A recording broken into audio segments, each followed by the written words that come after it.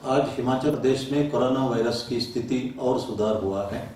पिछले कल 2 केसेस और जो अस्पताल से डिस्चार्ज हुए हैं। इस वक्त अस्पताल में 13 केसेस है और 22 केसेस डिस्चार्ज हुए हैं। ये संतोषजनक स्थिति है, लेकिन पूरा भारतवर्ष में एक ही दिन में लगभग 2000 केसेस हुए हैं और ये स्थिति इतना संतोषजनक नहीं है, क्योंकि कुल मिला के केसेस 26,000 से ऊपर हुआ है। लॉकडाउन से फायदा हुआ है।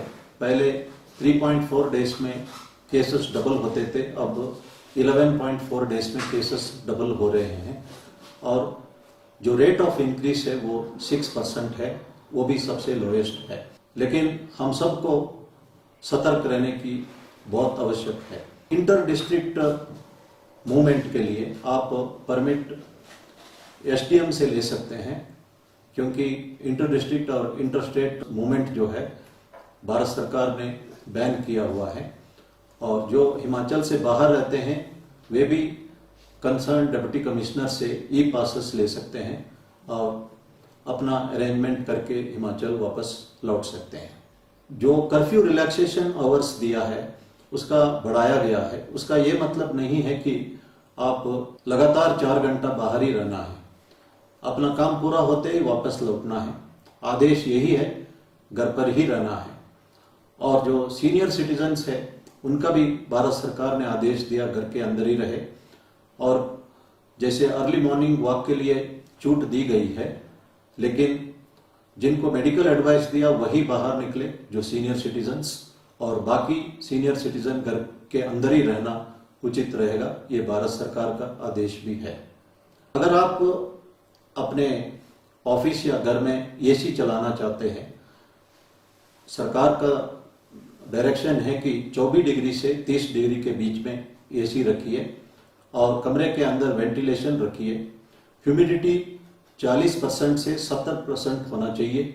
उसके लिए आप एक पानी का पैन भी कमरे के अंदर रख सकते हैं और जहां तक हो सके एसी को अवॉइड करिए। और जो क्वारंटाइन जिन्होंने कंप्लीट किया है वे सतर्क रहने की आवश्यकता है, क्योंकि पॉजिटिव केसेस में भी नेगेटिव होने के उपरांत फिर पॉजिटिव आ जाता है और जो केसेस नेगेटिव पाने के उपरांत फिर पॉजिटिव क्वारंटाइन में रहते वक्त भी हुआ है। इसलिए कुछ भी संभावना है, सतर्क रहना हम सबका फर्ज है। भारत सरकार ने बार्बर शॉप खोलने की इजाजत नहीं दी है। मध्य प्रदेश में एक बार्बर ने अपना शॉप खोली और 6 लोगों को संक्रमित किया है। इसलिए हम सबको भारत सरकार का इन आदेशों का पूर्ण रूप से पालना करना है। ये एक सुनहरा मौका है बच्चों के लिए पढ़ाई करने का।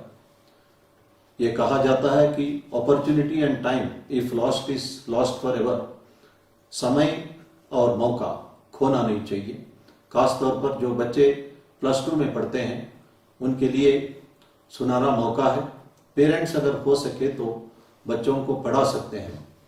अगर नहीं पढ़ा सकते हैं तो कम से कम बच्चों को पढ़ाने के लिए एनकरेज कर सकते हैं। और ये भी कहा जाता है कि a student is judged not only by the company that he keeps but also by the company that he avoids. जो बुरी चीजों से दूर रहना जरूरी है।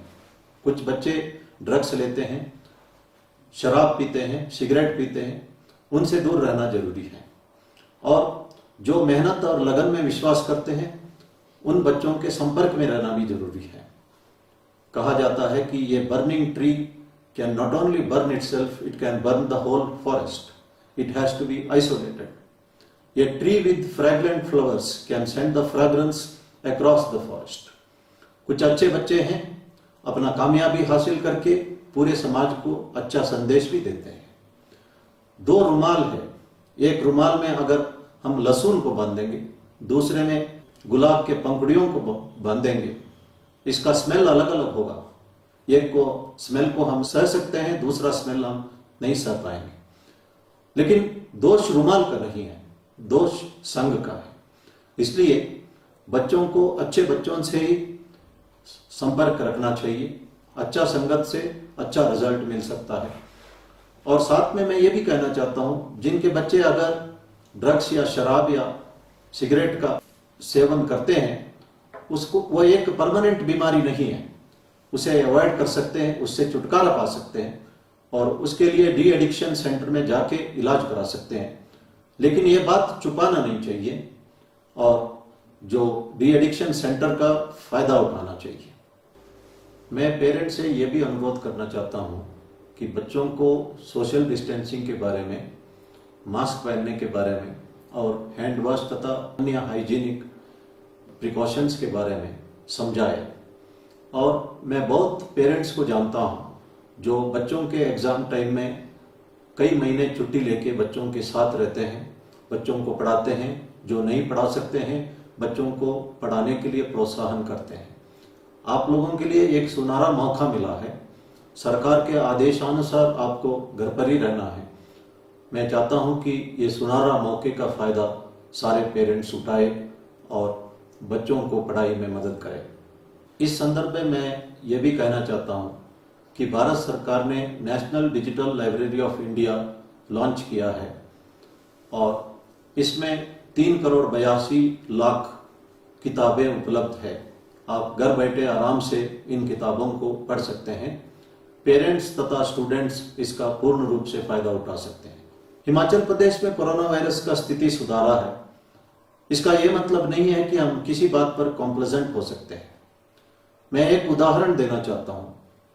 1918 में स्पेनिश फ्लू यूरोप और अमेरिका में अपना कहर चलाया था। उस वक्त अमेरिका में कई शहरों में स्पेनिश फ्लू था। कोलोराडो स्टेट का डेनवर कैपिटल में मेयर ने बड़ा स्ट्रिक्टली सोशल डिस्टेंसिंग, मास्क और आदि प्रिकॉशन को एनफोर्स कराया था और उस वक्त स्पेनिश फ्लू डेनवर में पूर्ण रूप से कंट्रोल हो चुका था। कंट्रोल होने के उपरांत मेयर के ऊपर प्रेशर आया बिजनेस कम्युनिटी का कि इकोनॉमी के लिए लॉकडाउन हटाना जरूरी है। लॉकडाउन हटाया गया, शॉप्स खोले, पब, क्लब, रेस्टोरेंट खोले। उसके उपरांत लोगों ने सोशल डिस्टेंसिंग रखना भूल गए और मास्क पहनना भी भूल गए।